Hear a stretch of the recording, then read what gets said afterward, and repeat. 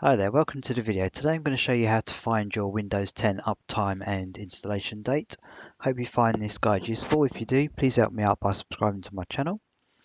Okay, so if you want to know how long your Windows 10 machine has been turned on, it's very easy to do. You just need to go into Task Manager.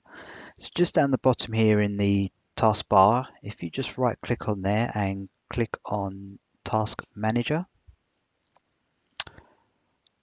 Now, when Task Manager pops up, if you just click on More Details here, click on the Performance tab up the top here.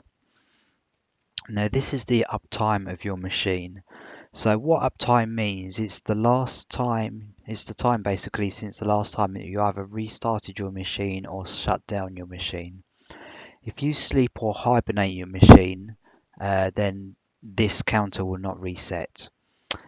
So it's useful to know basically last time your system rebooted, because Microsoft has an issue like with memory leak and a few other things. If you leave it on without rebooting or shutting down, you might get issues on your machine.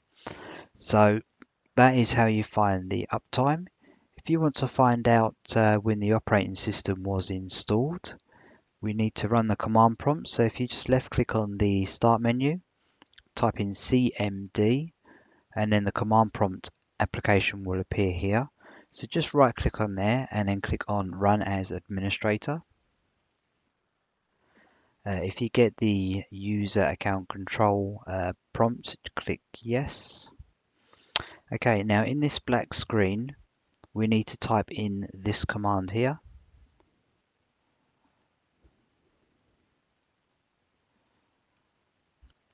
And if you hit enter, we can now see the install date for the operating system.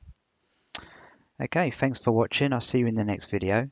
If you have any questions, please post them in a comment below. But thanks for watching. See ya.